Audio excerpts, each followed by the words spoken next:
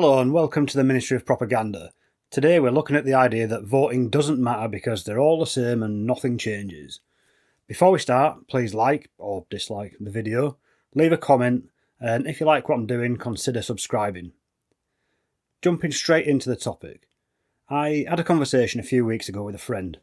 This friend is intelligent, driven in their professional life, is a partner in a small business, and is in all respects what you would consider a valuable member of society. I can't remember quite how the conversation came up, but I mentioned the recent success of the Green Party massively increasing their membership, and how that might translate into votes. My friend's response was, "I don't vote. I'm not in the right tax bracket to vote."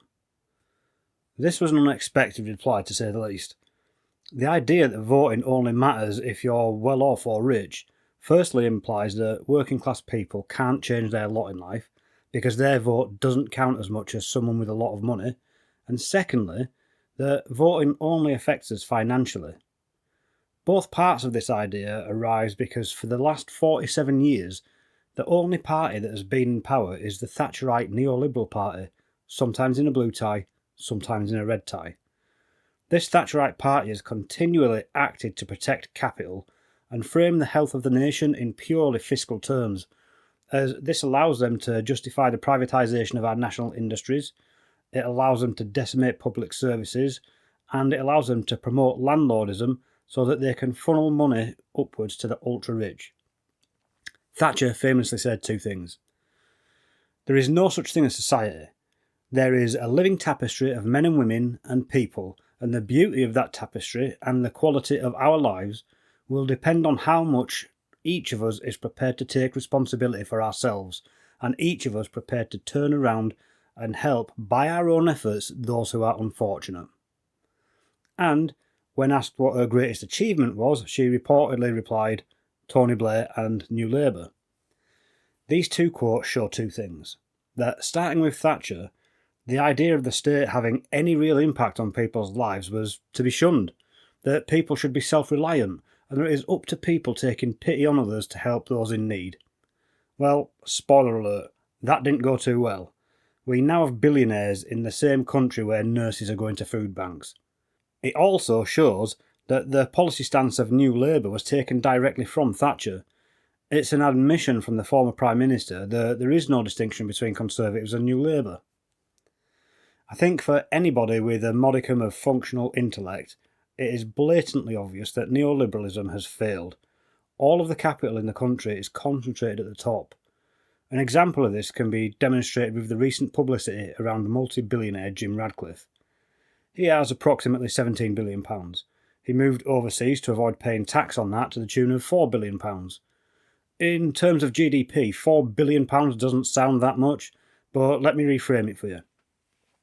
Total local authority spending for the UK in 2024 to 2025 was £135 billion across 317 local authorities, averaging out at £425 million per authority. Now, of course, you've got places like London where their actual budget is multi-billions of pounds, and then you've got tiny authorities with budgets of tens of millions of pounds. Taking the mean of £425 million though, just the tax that Radcliffe should have paid would cover the entire annual budgets of almost 10 local authorities. If you take the smaller authorities, it could have paid for multiple tens of annual budgets. If you had to pay tax at the same rate as non-millionaires and billionaires, it would have owed double the amount of tax. And tax isn't the only issue here though, it's the rest of his money. The other £13 billion. All of that money has been taken out of circulation from our economy. The personal wealth of a single man has removed 12.5% of the total annual budget for all local authorities in the UK from the economy. We currently have 171 billionaires in this country. All of the nation's wealth is sitting in their bank accounts. Meanwhile, the cost of the average house outside of London is between £1.3 and £500,000.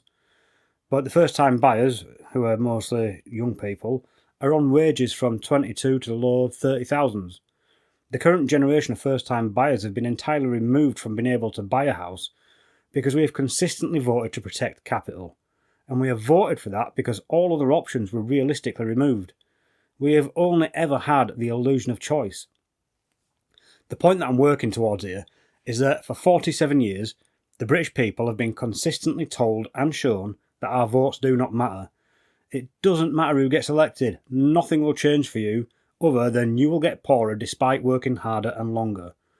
And the only people that can realistically affect policy are those with enough money to buy politicians. My friend was correct about the historical context of voting in our lifetimes. We're now at a stage where voter turnout is incredibly small comparatively, but, importantly, for the first time in my lifetime, there appears to be a cultural shift. People are finally demanding real change, and in response to this, two political parties have put their heads above the parapets to offer something new. On the one hand, we have Reform UK, a highly conservative party in multiple ways. First, the party is literally filled with ex-Tories, many of whom are directly responsible for the current state of the country, and despite saying they're offering change, are using the same rhetoric as before and offering broadly the same policies but with added cruelty. But they're also conservative in terms of their values. They want to protect capital at the expense of ordinary people. Look at the recent comments from former Conservative Home Secretary Suella Braverman when she said, "Working class people in this country have had it too good for far too long." Or the comments from Richard Tice saying that we need to lower the minimum wage for young people. Or when he said that reform would increase people's energy bills. Or how about when Zia Yusuf tried to tell us that poverty in this country was only in small pockets of the population, despite the actual figures being 21% of people in the UK being in poverty. That's 1 in 5 people. For every 5 people you see in the street, one of them is in genuine poverty, having to make decisions between heating and eating, or maybe having to decide if they can afford to buy a replacement pair of shoes.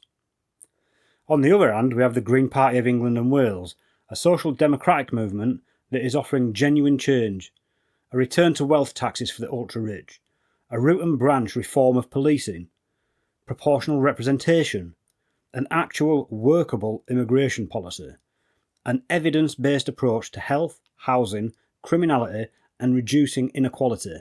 They're offering a platform of uplifting the social state, more social housing, not to be confused with the privatised affordable housing, a welfare system that actually looks after the people, a reform of the taxation system, and a reform of the education system to reintroduce essential subjects like the arts and humanities that have been missing from state education for far too long. Given that both of these parties have only a tiny amount of representation in Parliament currently, why is this now an important crossroads? Well, simply because the Conservative Party no longer exists in a meaningful way anymore, and the Labour Party have performed so poorly that they are unlikely to be elected again anytime soon. As a result, both Reform and the Greens are surging in the polls. In recent by-elections and local council elections, Labour have more or less collapsed, with a few exceptions I grant you. And it has been predominantly a competition between Greens and Reform. It is likely that one of these two parties will form the next government. Here is why it is more important than ever to get out and vote. Both of these parties are offering the polar opposite to each other, so it does matter which party wins now, and it isn't just about winning. Voter turnout has been consistently declining, meaning that parties are winning majorities on smaller and smaller voter turnouts, so even majority governments are not representative of the vast majority of the populace. In addition to this, a party with a small majority will struggle to enact their policies, meaning wishy-washy, small-scale change and compromise. If a party wins a supermajority, they can enact their manifesto in full. Please get out and vote. Please encourage your friends to get out and vote. For the first time in their lives, it does actually matter and can result in real political change that will have profound effects on all of our lives.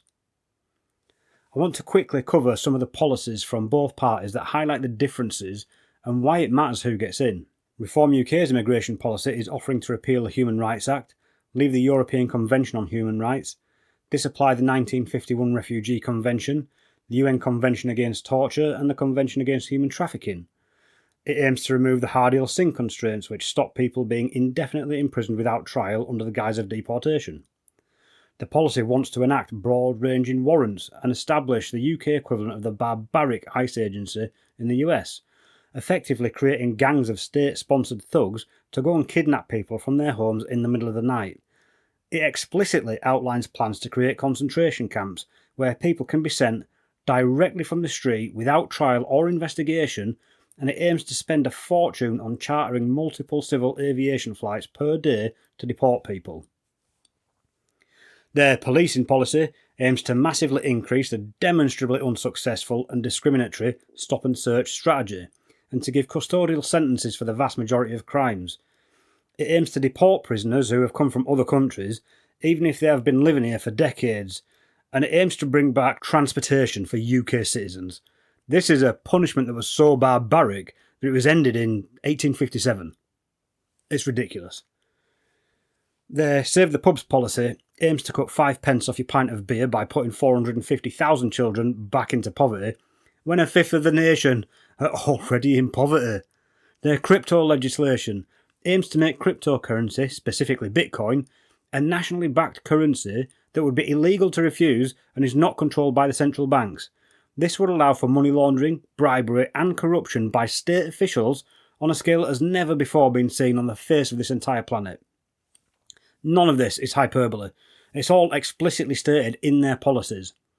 And whilst all of their policies are either barbaric or legalise state corruption, they're also largely unworkable. Their immigration and policing policies, for example, rely on other countries agreeing to this nonsense. Think about it. Just withdrawing from the UN Conventions on Human Rights, Trafficking and Torture would immediately kill these policies, as the UN consists of 193 active participant countries and 2 countries that are observers of the statutes. That covers all of the 195 countries in the world.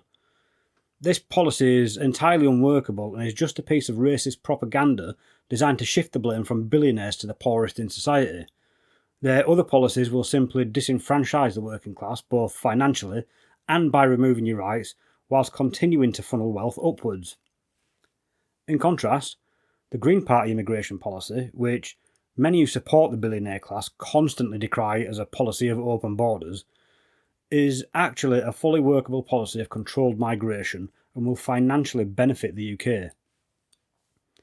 Currently, when a European member state refuses an asylum claim for whatever reason, the claimant is banned from applying in any other member state, leaving them no real options other than returning to the country that they're fleeing from, or coming to a European country that is not a member state, i.e. the UK. As we're no longer part of the Dublin Protocols, when they do come here from Europe, we cannot return them. The Green Party policy aims to hold the other 192 UN signatories to account on their commitments to refugees and asylum, therefore spreading the responsibility of asylum across all of those nations and opening up safe and legal routes for asylum claimants, thereby massively cutting the number of small boat crossings. Further, it allows for any asylum claimants that subsequently do come to the UK to start working and paying tax almost immediately. This will not just increase the tax intake, but their wages will be spent in our economy, keeping all of that money here. The policy aims to allow people on the correct visas to come here with their families and work, allowing them to settle and contribute to a healthy society, but simultaneously it would stop people without appropriate visas from using the NHS, thereby massively cutting health tourism. The policy on policing aims to reform the police services, making them accountable to the communities which they serve. It focuses on crime reduction, with a specific focus on domestic violence, and it looks at applying prison sentences where appropriate, but using rehabilitation and public health approaches to cutting reoffending where that would be more appropriate. They aim to build significantly more social housing, train council workers to be plumbers, electricians and builders to start rebuilding public sector jobs and investment. They have a policy to reduce and begin to repair the damage to the environment, which is one of the biggest threats we currently face. They have a policy that protects and rebuilds our NHS. They have multiple policies on tackling inequality and poverty, as well as reforms to education.